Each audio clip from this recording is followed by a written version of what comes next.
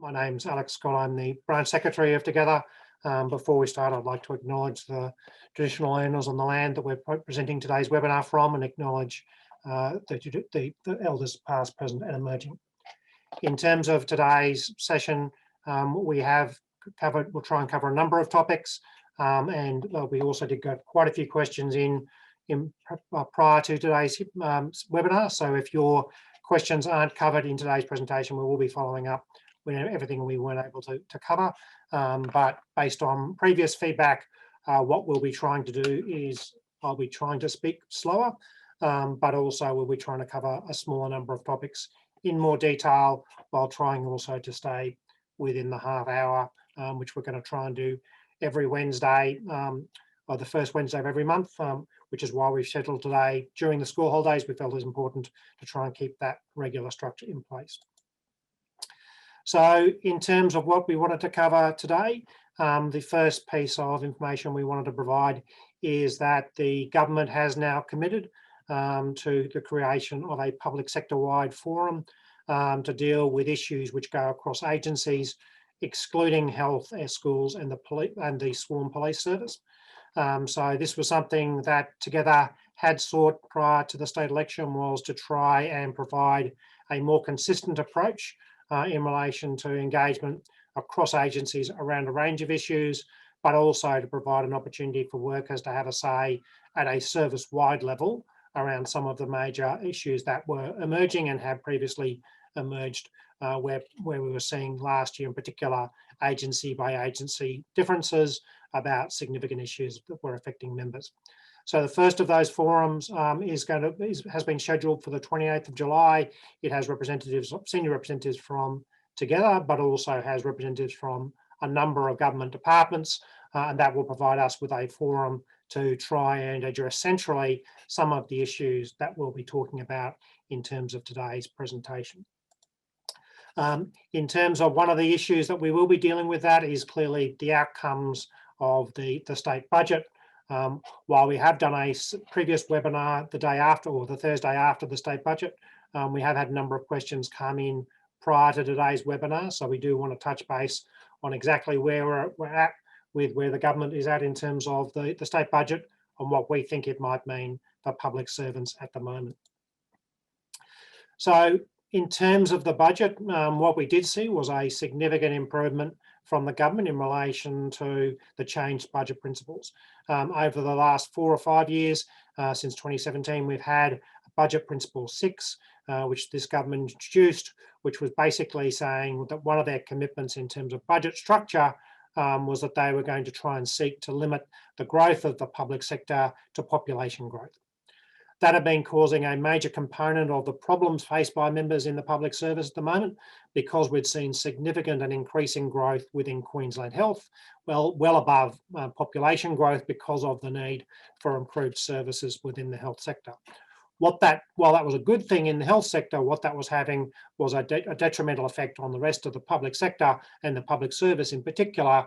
Because of the high growth in health, it was seeing a projection contracted size of the public service itself.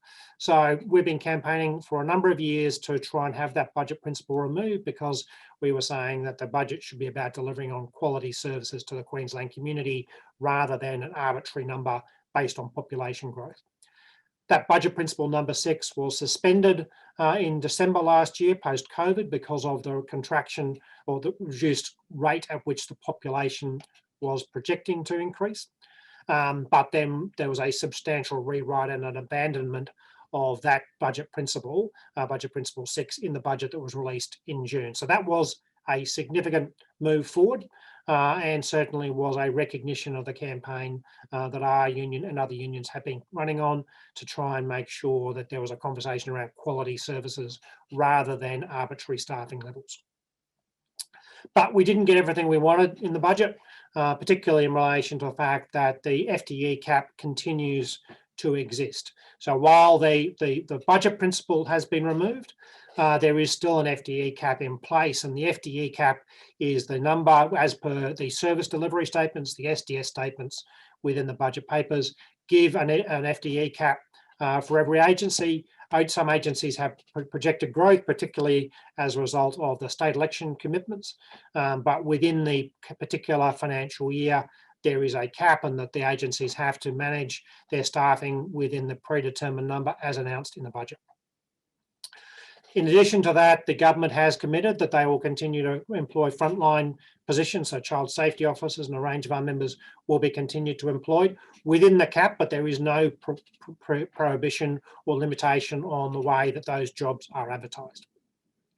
For non-frontline positions, they are continuing to be subject to internal advertising primarily, with the ability for base entry-level positions to be advertised externally to try and maximise the number of vacancies which are filled by existing public servants.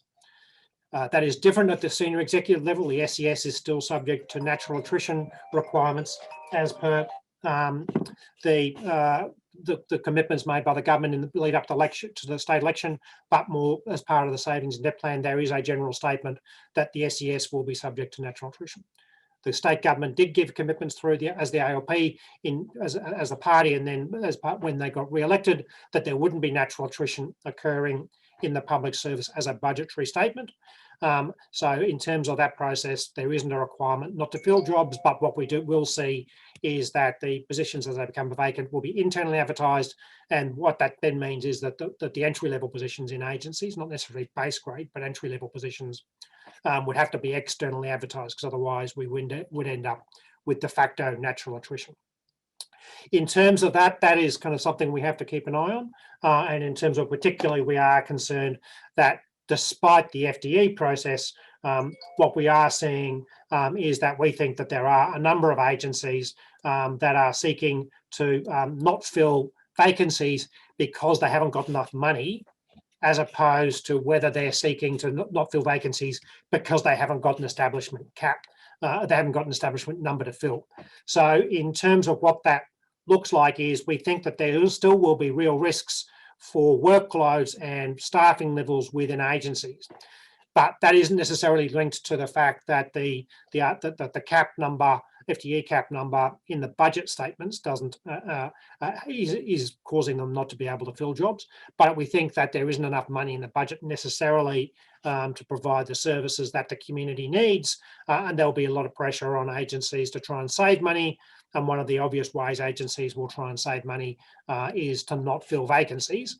They will say it's because of the cap, but in reality, that's really an issue that we need to be addressing agency by agency. So we're very keen to get feedback from members in terms of whether they're seeing the change to the budget principles still resulting in significant pressure about jobs not being filled as they become vacant.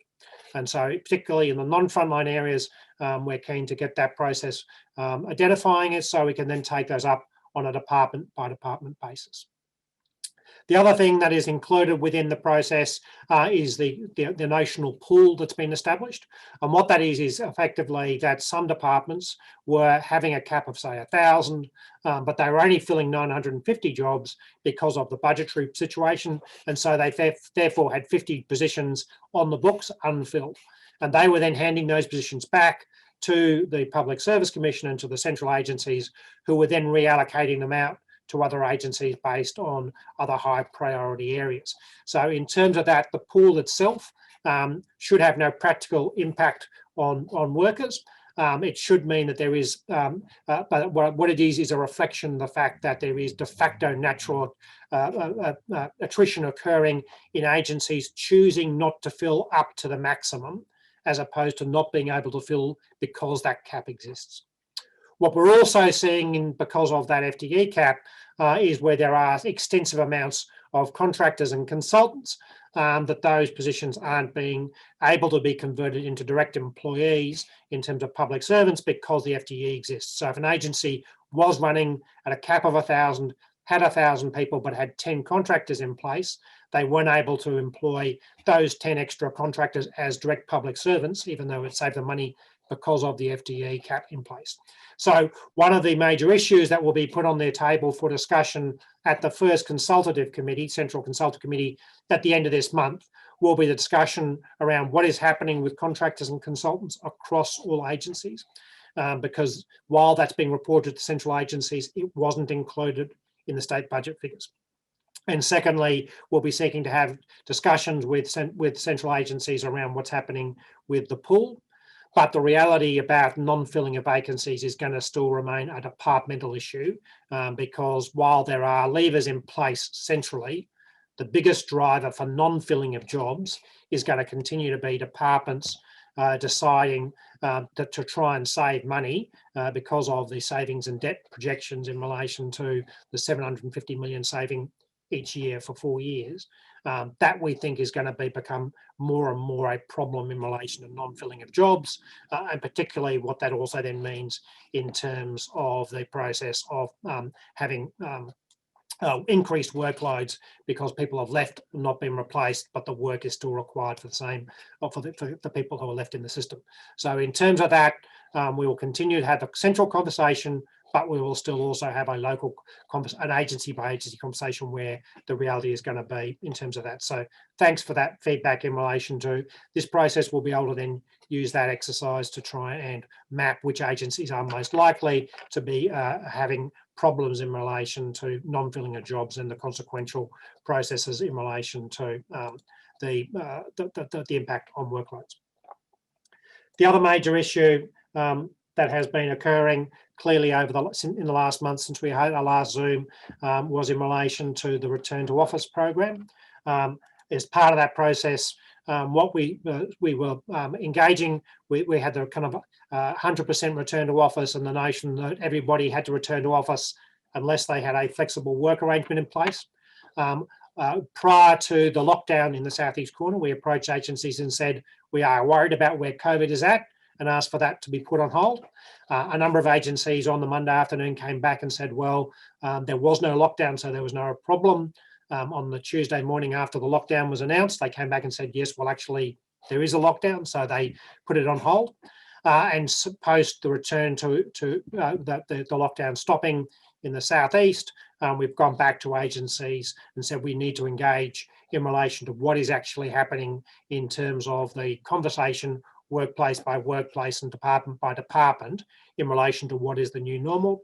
Some agencies have been handling this very well. Some agencies have been handling it very badly, and particularly in terms of some departments having an unwritten rule that they're telling people, saying you could only get approval to work from home if you put this application in, and you could only apply for more than only 1 day a week. Some agencies are telling their staff informally. We've now got to the stage where applications have been made by individuals. Some agencies are being very slow at responding to them. Some agencies are better at that. But what we will now be we have sought a commitment, a engagement from every department that they sit down and talk to us about what the process looks like, because the default situation in relation to applications for flexible work arrangements is that they basically go straight to an appeal in the Industrial Relations Commission if they're knocked back. What we're seeking to do is have a collective response in relation to that, and to try and then make sure that we're able to work through how those are being dealt with collectively, but also if agencies are behaving particularly badly, looking at escalating that process to the Central Forum at the end of this month, but also we are looking at lodging some in the Industrial Relations Commission earlier than that in terms of that process. But broadly, what we've been talking to agencies about is trying to find a new normal in relation to what the industrial regulation looks like in relation to this process. And in terms of that, particularly thinking about the question in relation to what it looks like in terms of an initial decision about whether work can be done from home or not. Clearly, the majority of public sector jobs like protective security officers or residential care officers in disability services, those jobs can't be done from home. But for those jobs that were being able to be done from home during COVID lockdown last year, are those jobs available? But also not only thinking about it in an individual sense, but also thinking about it in a work unit sense, about if you've got 5 or 6 people working together, what is the best mix in terms of the capacity to balance the individual's rights in terms of the ability to have some work from home, the collective rights about how much of the team can work from home on any particular day, and work that through, and then work out what the industrial regulation about what that is. So having a decision matrix that includes whether the job can be done from home, how the job as a group of jobs in a work unit can be done from home, from office, or from an alternative office location. And then if you do have a situation where you have a mixture within a work unit, how does the employer and the employee, both individually and collectively, work out which individuals want to work from home and how much is that is fair, to make sure that there is equitable treatment from that. And then finally, then look at what that looks like in terms of a process. So what we would then want to think about is whether there is that kind of process which would be supported by members in relation to looking at an alternative methodology for working from the industrial regulation. Because our concern about is twofold. One is that the individual flexibility arrangements are very short term, and it's very easy for the employer to wind those back. But secondly, there is no capacity in the current decision-making framework for individual flexibility arrangements is about how do you address the work unit concept. So particularly, there is real risks based on our experience with the temp to perm conversions around making sure that there is an appropriate balance between the workers and the employer, but there's also equitable treatment amongst the workers about where people are wanting to work from home. There is going to be a situation potentially and likely to be that a work unit has 5 people. Effectively, they want 8 days working from home. We want to make sure that those 8 days which are available within the team is done in a fair and equitable way, rather than a level of favouritism or other processes in terms of that. And that also then is about recognising the needs, particularly around the vulnerable workers, particularly pre the vaccination process, but then trying to work up what that looks like in terms of an exercise. So if workers and members are supportive of that process, that is the likely steps that we are going through. That won't be quick. We won't see significant changes on that prior to the meeting on the 28th, but that really is where we're at in terms of that process. So that is kind of the next stage of the discussion around the work from home options. What we're then, in terms of other major issues that are currently going on, the Public Service Act review is continuing. That process has got to the stage where we're expecting the cabinets to consider government policy on a range of issues. Once Cabinet has made that decision, and we think that's close in terms of the timeframes through the Joint Advisory Committee in the Department of Premiers, we are expecting a number of working groups to be formed. They have been formed, and they will start meeting once we have Cabinet tick off for what government proposals and policy might look like in this space. Those are going to be 3 major work units groups of work that will apply to public servants. One will be around the treatment of work issues like individual medical assessments, kind of fair treatment appeals, the ability to have fair treatment at work, and how the employer treats staff. Then there'll be a second tranche of work around one of the working parties that will really be about employment security, thinking about how public servants are employed, looking at the conversion of temporary to permanent and higher duties to permanent, but also trying to make sure that we have greater permanency to start with, rather than having to be in a situation where we get to looking at having to be converted. It's better if people are permanent to start with. And thirdly, looking at a range of issues in relation to equity within work, particularly around pay equity and how that interacts with the public sector, and looking at some of those claims.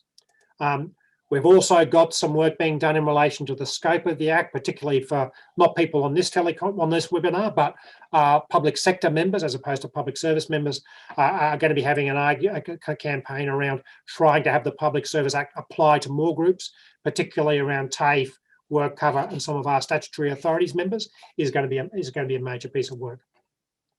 The other piece that is running parallel to that is also the treatment of our senior officer members and also our SES members who are currently excluded from industrial instruments. We have been able to get the government to now flow on the wage outcomes that we achieved in the core to our senior officer members. The government overpromised on that. They said there was going to be by the 1st of July.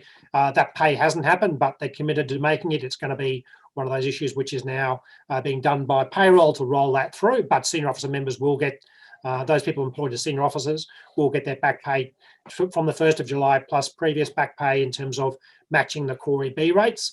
But the Public Service Act will also now include the continuing conversation about long-term reform, about what is the nature of senior officers, and the SES is going to be another piece of work that will flow through in terms of the Public Service Act. So even though we've had some pay outcomes for that group of workers, we've still got some further work to do in terms of that.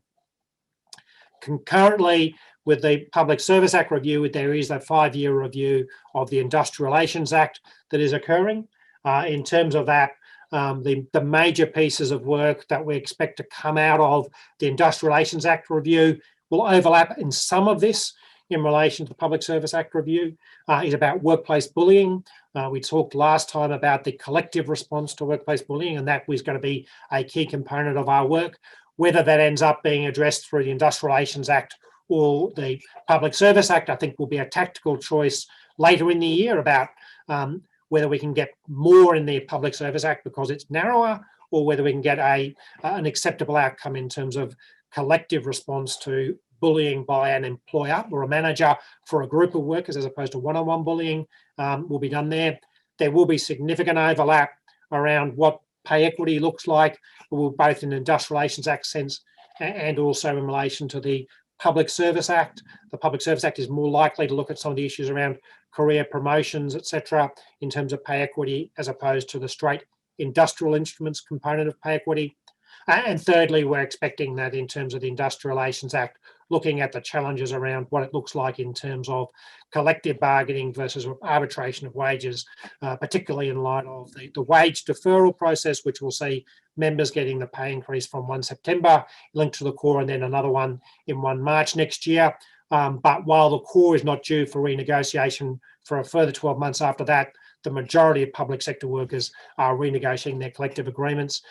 Members in education are negotiating next year, as well as members in health and in transport. So the nature of collective bargaining is likely to be a significant issue as part of that process. Another component, which is currently up for negotiation with government at the moment, is around superannuation, and we certainly had some very controversial changes made to the insurance component of superannuation. The superannuation amalgamation between QSuper and SunSuper hasn't progressed anymore in terms of since our last webinar, but there has been a continuing discussion in relation to what superannuation insurance components of superannuation. Those changes are happening primarily because of federal regulation of the insurance costs and capping the insurance costs as a component of superannuation. And in terms of that process, we were also wanting to, we've had some processes, discussions around that. But in terms of that process, what we were wanting was part of these conversations around how we deal with the webinars and what that looks like, trying to get an assessment about whether there would be interest from members in getting QSuper to do a half-hour webinar to talk through insurance, primarily designed for accumulation fund members, because there is differences between accumulation fund and defined benefit members.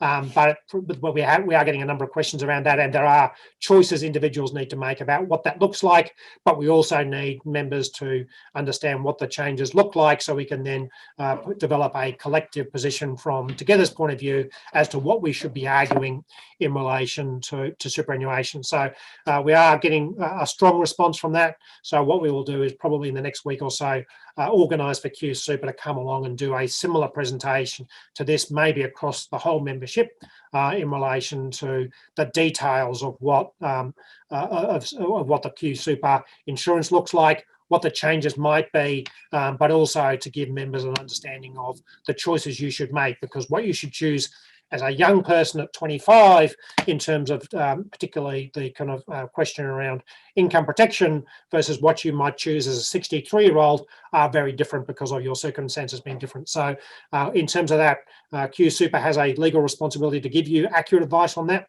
and we would be able to then try and put that together as an activity. But we've got a couple of hundred members today have indicated they might be interested in that, so that'll be something we'll progress to try and do. While we'll try and do these regular webinars once a month, kind of first Wednesday of every month, what we will be looking at doing is trying to then see where there are significant issues that are which take more than half an hour to explain, we will try and do them as separate exercises rather than try. So I don't try and speak too fast, but not try and cover too much, but where there are particular topics of significant interest, we will try and do those. But in terms of that process, we're also trying to think about what is other ways that we can then work through making these webinars more successful. So we'll do a follow-up in relation to this, as we did at the last webinar, to try and get feedback from how you think we've gone, because it's important you tell us what you think is important, but also in terms of trying to find better ways of getting information out to members. We are trying to work through both the SMS and email product to try and maximise the number of people who could attend this. About 1/10 of our membership are now attending these webinars, particularly when they're not in school holidays. But these are new. We are getting good responses to them, but we're also trying to work out what is the best way of trying to get more engagement, to try and get more information out to members, because particularly during COVID, there has been a level of disconnect in terms of this process, but also I think there is a lot of changes happening in the sector, and we need to try and make sure that we can get as accurate information in a timely fashion as possible, and trying to get more people to these webinars, I think should mean that we are able to provide better engagement on a monthly basis. People can log them in for the first Wednesday of every month, and know and try and limit it to half an hour. So in terms of that process, if you are able to try and get more of your colleagues in this process, I think that would be helpful, but also we'll want to try and work that through. So we have got some good responses there, and we'll kind of follow up with people around what that looks like. So thanks everybody for your time. We weren't able to cover everybody's questions, but in terms of this, what we wanted to try and do was cover the key topics in more detail, and then work through in terms of that process with the way of providing you with more detail, such as on QSuper, in one-off webinars as we can. And if your questions don't get answered, please follow up by email. But the other thing is, it is important that we do get that feedback on the follow-up emails that we send out later this afternoon, both on what's working and what's not working, because unless you give us that feedback, we're not able to try and improve the quality of the experience for you, and particularly in terms of making sure your voice is as strong as possible. In this exercise, we need you to be fully informed about what's happening. So thank you for coming along today. Hopefully we've been able to cover in enough detail the issues that are important to you. If I didn't make sense, please tell us, and we'll then try and find a better way of explaining what are sometimes complex issues. But thanks everybody for your time, and hopefully dial in again in a month's time, but also please encourage your workmates to dial in as well, so we can get more information out to more members about what's going on. So thanks everybody, and we'll end today's session there.